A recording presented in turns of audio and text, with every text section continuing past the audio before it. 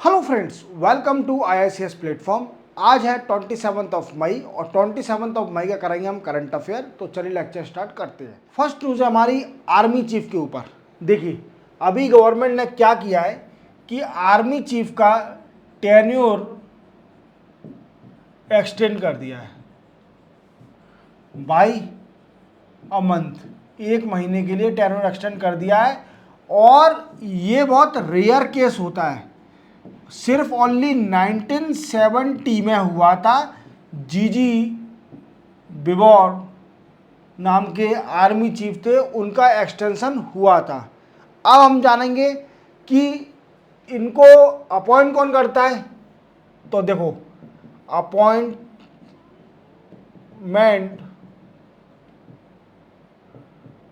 Committee of cabinet, और मनोज पांडे जी जो कि आर्मी चीफ है, मनोज पांडे जी, इनका अपॉइंटमेंट हुआ था 30 अप्रैल 2022 को। अब हम समझेंगे कि अभी कौन मतलब लाइन में है जो चीफ बन सकता है, जिसकी ज़्यादा पॉसिबिलिटी है। तो उनका नाम जान लीजिए, PS भगत। अब एक और बात और जान लीजिए, इसमें एक और पॉइंट हमेशा याद रखना कि आपको ये और जानना है कि जो अपॉइंटमेंट होती है या एक्सटेंशन होता है, वो ऐसा कौन सा कानून है, एक्ट है, जिसके अंडर ये आता है। तो उसका कानून है मेरे दोस्तों, व्हाट वी से that's a rule 16A clause 4 of army rule 1954। याद रखना इसको। तो आपको क्वेश्चन आ सकता है कि आर्मी के चीफ का अपॉइंटमेंट कैसे, कौन से एक्ट के थ्रू होता है और कौन सा रूल है, कौन सा सेक्शन है। तो आप बोल देना section 16A clause sub clause 4 of army rule 1954, इसी के जरिए होता है। और आर्मी का टेरर एक्सटेंशन बहुत रेयर केस है, सिर्फ ओनली 1970 में हुआ था ऐसा, जीजी बेबोर के साथ। बेबोर जी जो थे, उनका एक्सटेंशन हुआ था। और दूसरी बात एक और ध्यान रखना कि मैंने बता ही दिया आपको कि अभी इलेक्शन चल रहे हैं, इस चक्कर में उनको एक्सटेंशन दे दिया है। ओके, तो चलते हैं हम नेक्स्ट न्यूज़ पर। नेक्स्ट न्यूज़ हमारी साइक्लोन रिमल। देखो, मैंने आपको कुछ दिन पहले बताया था, पूरी स्टार्टिंग से बताता हूँ, कि इंडियन मेट्रोलॉजिकल डिपार्टमेंट ने प्रेडिक्ट किया था cyclone hit on West Bengal और बे ऑफ बंगाल। ठीक है, साइक्लोन। और मैंने आपको यही बोला था कि इंडियन मेट्रोलॉजिकल डिपार्टमेंट के प्रेडिक्शन कभी भी गलत नहीं होते हैं, ऑलवेज वो सही रहते हैं। तो इंडियन मेट्रोलॉजी डिपार्टमेंट ने जो बोला था वो हुआ। और मैंने भी बताया कि रेमल नाम से एक साइक्लोन आ चुका है, जिसने हिट कर दिया वेस्ट बंगाल पर। अब गवर्नमेंट, सेंट्रल गवर्नमेंट, मैंने बताया था इंडियन कोस्टल गार्ड भी लग गई थी फॉर प्रिकॉशन और कॉशन के लिए। ठीक है, इसी के साथ ध्यान रखना कि अभी क्या चल रहा है। देखो, PMO के साथ मीटिंग हुई है, वहाँ पर साइक्लोन रेमल आ रहा है, बहुत हैवी आ गया है। और अभी वहाँ पर 120 किलोमीटर प्रति आवर पर आवर के हिसाब से विंड चल रही है। क्या चल रही है मेरे दोस्तों? विंड चल रही है। और दूसरी बात आप याद रखना, national crisis management authority touch में है, टच विथ स्टेट गवर्नमेंट, इसके साथ में टच में है, स्टेट गवर्नमेंट के साथ में टच है। और PMO की भी मीटिंग हो गई है, और वो भी हेल्प करने की कोशिश, बिल्कुल हेल्प कर रहे हैं। और स्टेट गवर्नमेंट ने भी क्या करा है, स्टेट गवर्नमेंट ने भी 24x7 कंट्रोल रूम सेटअप किया है। 24x7 कंट्रोल रूम, 24 घंटे आप कॉल लगा सकते हैं, कोई भी दिक्कत आती है, कुछ भी आपको रिलीफ, सब चीज़ आपको मिलेगी अगर if you are living across the cyclone hit over the West Bengal. और देखो और बात याद रखना कि एयर सर्विस और कुछ ट्रेन पोस्टपोन्ड और सस्पेंड कर दिए due to bad weather in West Bengal. तो ये 4-5 बातें हमेशा याद रखना इनकी। मैंने आपको पहले बताया था कि हमारे इंडिया में साइक्लोन आ चुका है और ये बे ऑफ बंगाल का 2024 का पहला साइक्लोन है जिसका नाम है रेमल, और हिट कर चुका है वेस्ट बंगाल पे। और अभी एक्शन में आ गई है गवर्नमेंट, और नेशनल क्राइसिस मैनेजमेंट अथॉरिटी की मीटिंग हुई थी पीएमओ के साथ, और वो वर्क कर रही है स्टेट गवर्नमेंट के साथ, मीटिंग कर रही है या फिर कोऑर्डिनेशन कर रही है कि कैसे कैसे अपन बचाव करें कि कम कैजुअलिटी हो, प्रॉपर्टी की कैजुअलिटी। और आपको स्टेट गवर्नमेंट भी 24/7 कंट्रोल रूम सेटअप कराए for telephonic conversation with the people. तो इस चीज़ को ध्यान में रखना। चलते हैं नेक्स्ट न्यूज़ पर। तो नेक्स्ट न्यूज़ है हमारी टेलीकॉम कंपनी के ऊपर। टेलीकॉम कंपनी तो आप जानते होंगे, जियो है, वोडाफोन है, ठीक है, वोडाफोन आइडिया है, एयरटेल है, एमटीएनएल है, बीएसएनएल है। तो ये क्या है, टेलीकॉम कंपनियां हैं। अब ये न्यूज़ में क्यों है, क्योंकि सेंट्रल गवर्नमेंट ने डायरेक्ट किया है टू टेलीकॉम कंपनी को कि to block international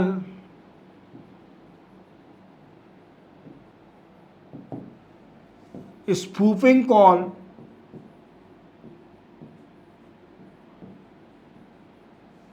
using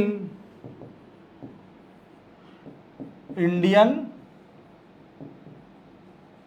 number.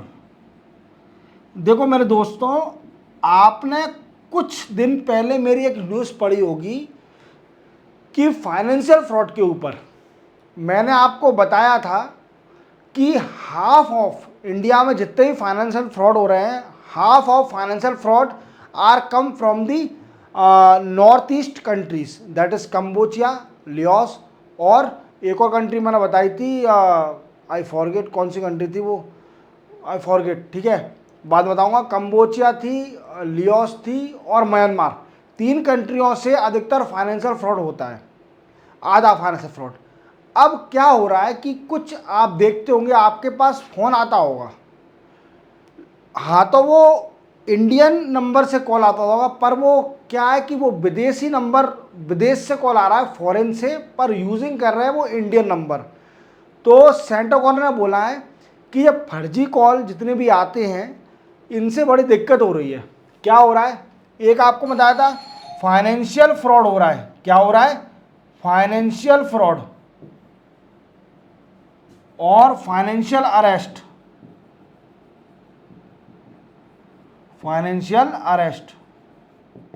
Investment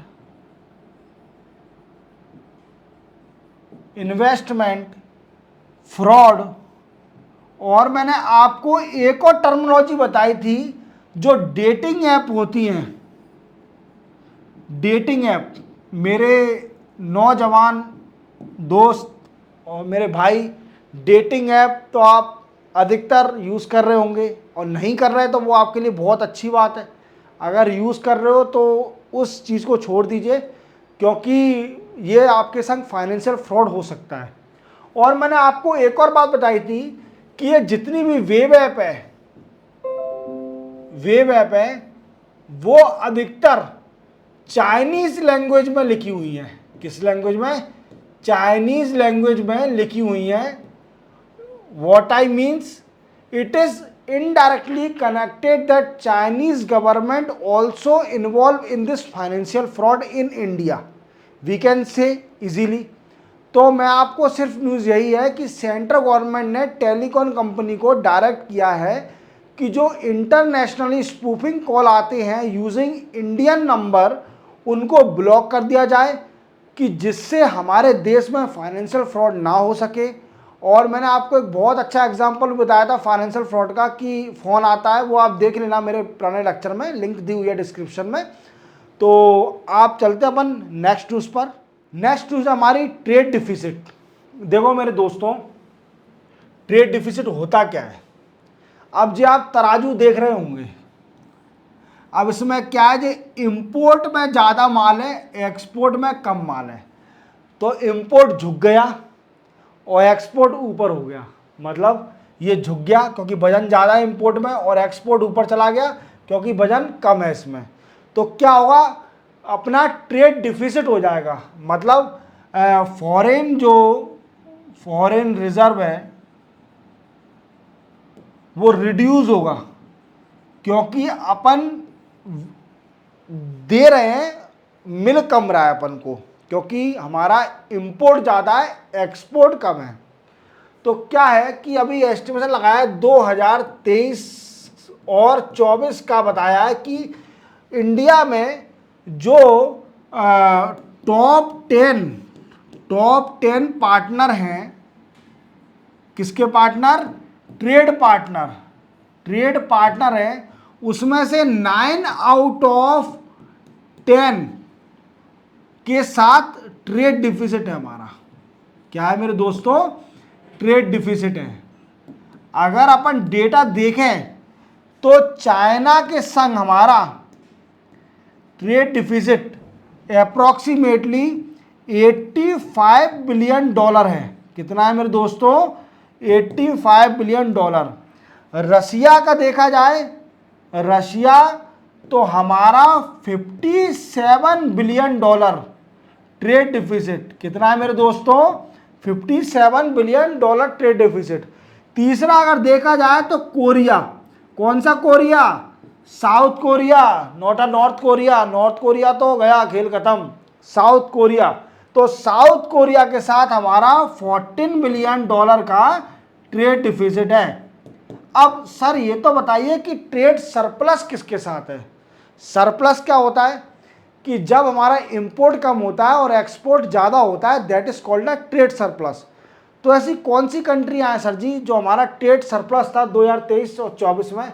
ऐसा तो होगा नहीं कि हमारा देश इतना गया बीता है कि सभी के संग ट्रेड डिफिसिट होगा, नहीं, ट्रेड सरप्लस भी है।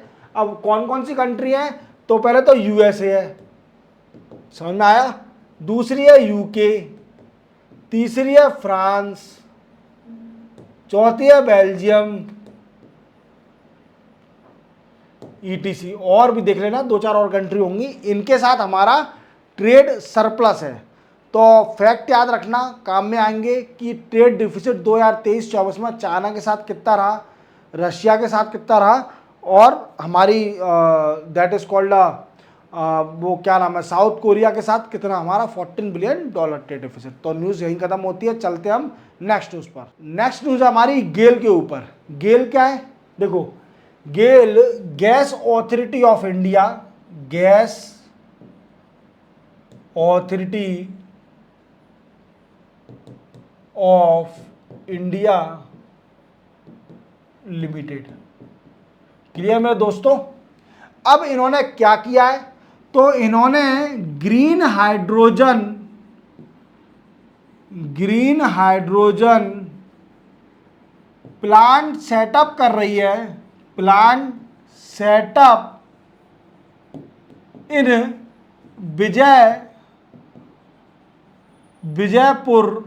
विजयपुर कहाँ पर है, गुना डिस्ट्रिक्ट में, जो कि गुना डिस्ट्रिक्ट कहाँ पर है, Madhya Pradesh, heart of India. India हमारे भारत देश का दिल जो है वो मध्य प्रदेश है, समझ रहे हो आप मेरी बात को। मध्य प्रदेश जो हमारी स्टेट है वो दिल है पूरे इंडिया का, क्योंकि मिडिल में हो और फॉरेस्ट भी परसेंटेज भी ज़्यादा है, और तो सांस भी ऑक्सीजन ही बोला जाता है, वो ऑक्सीजन फैक्ट्री ऑफ इंडिया। देखो, ग्रीन हाइड्रोजन प्लांट गेल विजयपुर में बनाएगी, और विजयपुर कहाँ है, गुना डिस्ट्रिक्ट में, और गुना डिस्ट्रिक्ट कहाँ पर है, एमपी में। अब दोस्तों अगर आप मेरा वीडियो देख रहे हैं पूरा, तो आप इतना मुझे बताइए कि विजयपुर में और कौन सी फैक्ट्री है जो कि फेमस है बहुत। क्लियर। तो चलते अपन नेक्स्ट न्यूज़ पर। नेक्स्ट न्यूज़ है दोस्तों हमारी चेक डैम के ऊपर। देखो मैंने आपको कुछ दिन पहले एक न्यूज़ बताई थी कि केरला गवर्नमेंट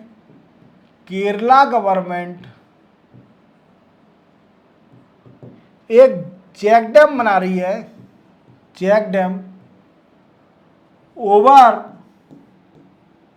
सिलांदी रिवर। और ये ट्रिब्यूटरी है किसकी मेरे दोस्तों? यह ट्रिब्यूटरी है अमरावती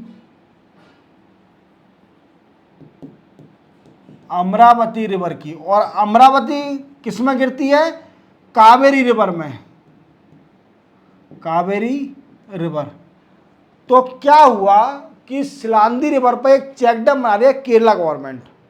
अब इससे तमिलनाडु गवर्नमेंट को भी दिक्कत हो गई, क्योंकि सिलांदी रिवर का अधिकतर पूरा पानी कहाँ में आता है? अमरावती रिवर में। और अमरावती रिवर कहाँ पर है? तमिलनाडु में।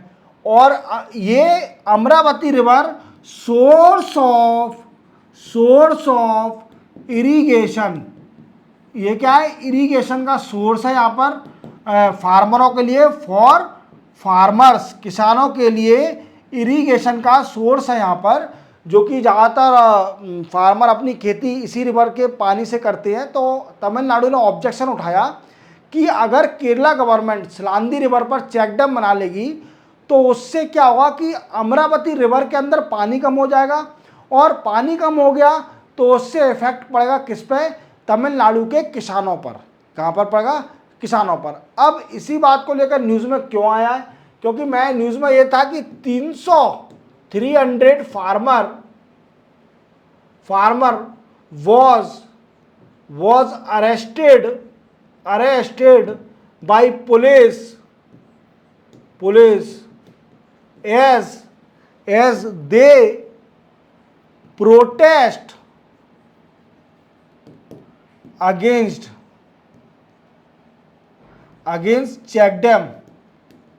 चेक डैम बनाने के सिलांदी रिवर पर उसका प्रोटेस्ट कर रहे थे, इसलिए 300 फार्मर को पुलिस ने अरेस्ट कर लिया है और केरला गवर्नमेंट में। तो यही न्यूज़ है। चलते हम नेक्स्ट न्यूज़ पर। नेक्स्ट न्यूज़ हमारी 6th phase of Lok Sabha election. देखो 6वां पेज हो चुका है, 6th फेज की वोटिंग हो चुकी है। और अगर देखा जाए 6th फेज की वोटिंग, तो हमारे इंडिया में 6th फेज की वोटिंग 61.20% वोटिंग हुई है। कितनी हुई है? 61.20% वोटिंग हुई है 6th फेज के अंदर, जो वोटिंग हुई है 6th फेज में। तो सिंपल न्यूज़ है। इसी के साथ 27 मई का करंट अफेयर यहीं कंप्लीट होता है। हम मिलते हैं 28 मई के करंट अफेयर, नए करंट अफेयर के साथ। जय हिंद।